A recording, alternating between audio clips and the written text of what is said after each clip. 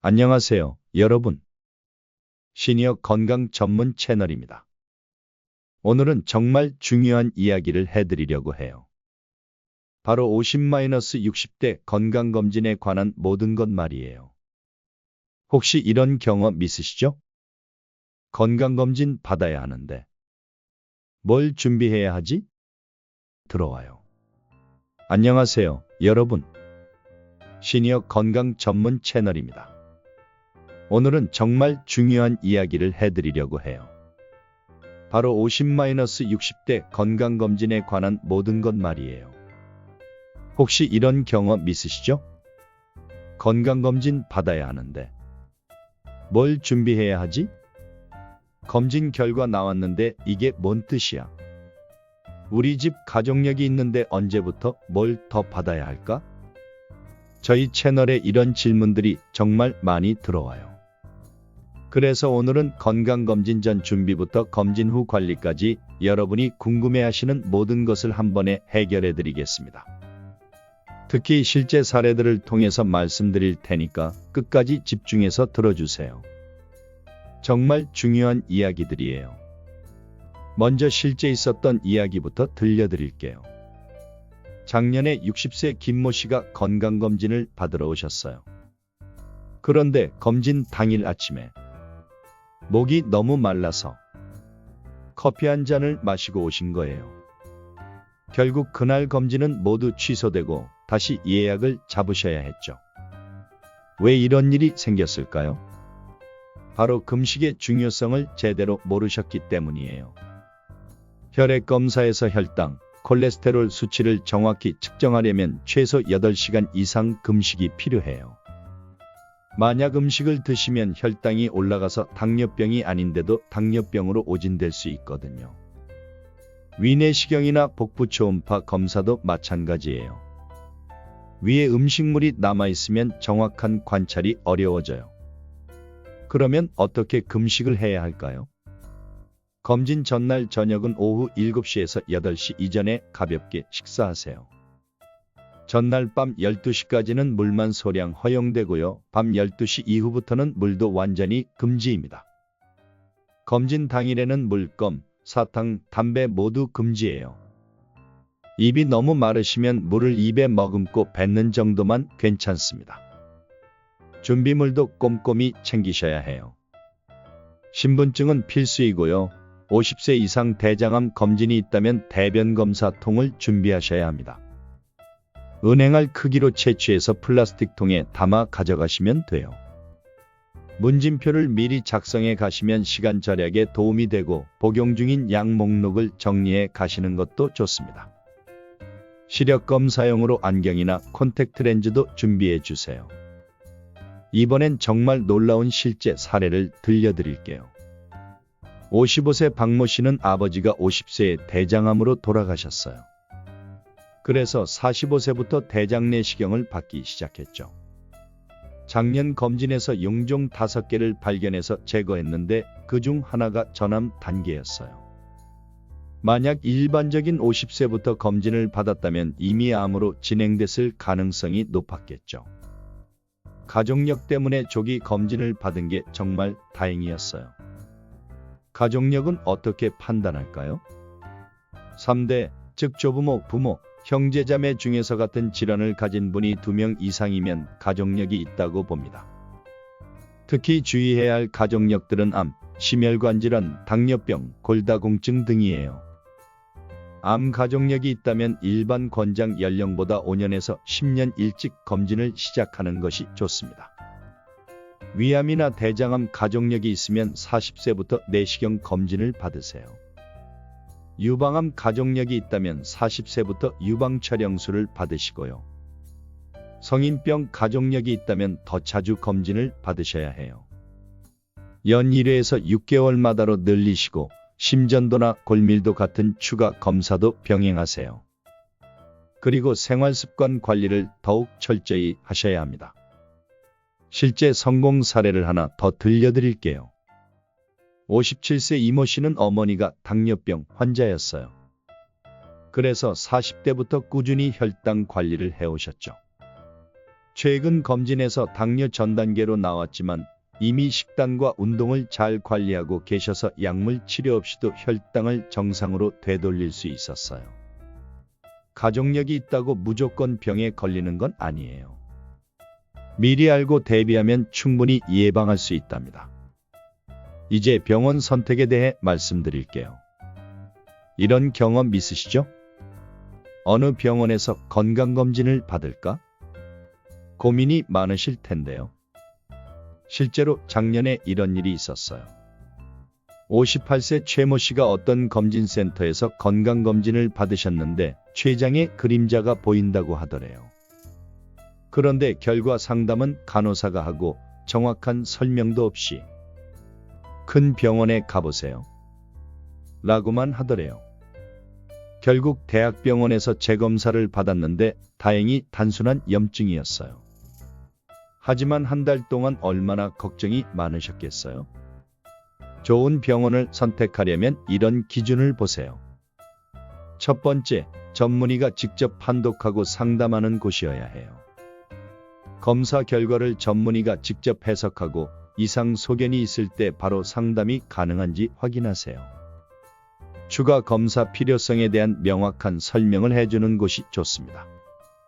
두 번째, 최신 장비와 안전 시스템을 갖춘 곳을 선택하세요. 고해상도 CT나 MRI 등 최신 장비를 보유하고 감염 관리가 철저하며 응급상황 대처 시스템이 완비된 곳이 안전합니다. 세 번째, 체계적인 사후 관리 시스템이 있는지 확인하세요.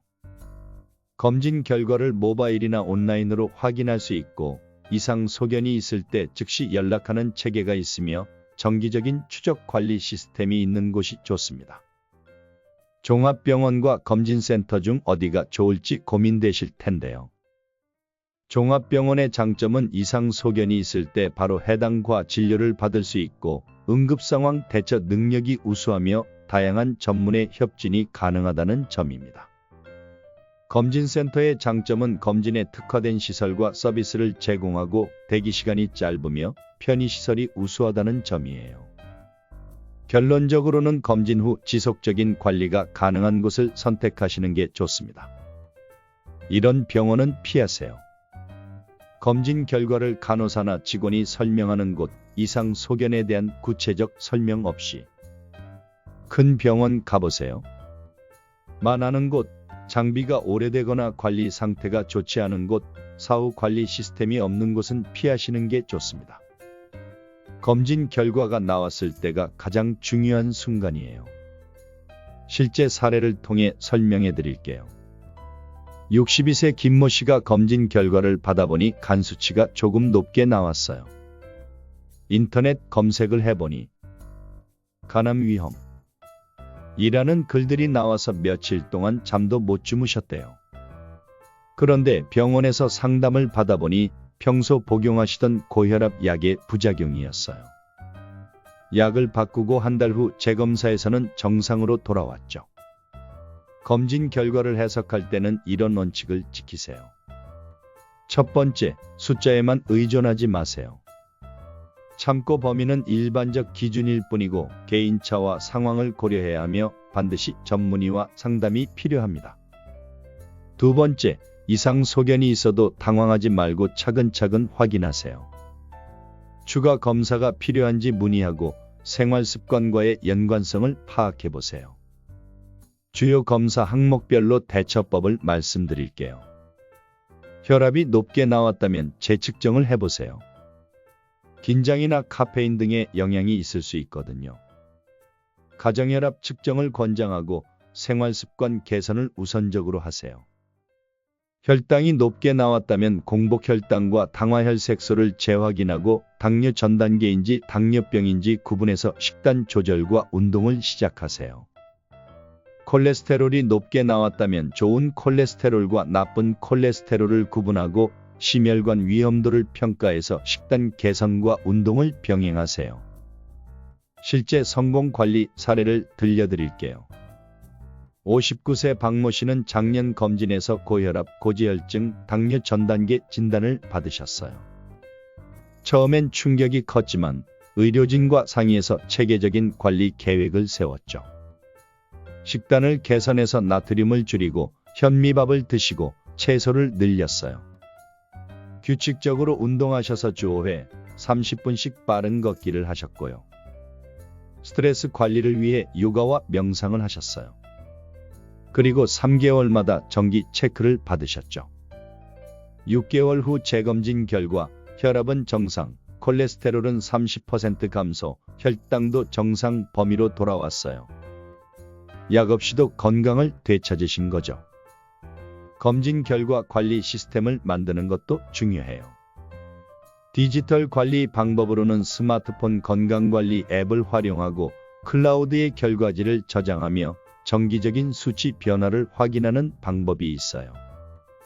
아날로그 관리 방법으로는 건강 수첩을 작성하고 가족과 정보를 공유하며 주치의와 상담 기록을 보관하는 방법이 있습니다. 이제 정말 감동적인 실제 사례들을 들려드릴게요. 건강검진이 얼마나 중요한지 실감하실 거예요. 61세 이모 씨는 당뇨약을 복용 중이었는데 혈당 조절이 잘 안 됐어요. 담당 의사가 혹시 모르니 복부 초음파를 한번 더 해보자 고 권했죠.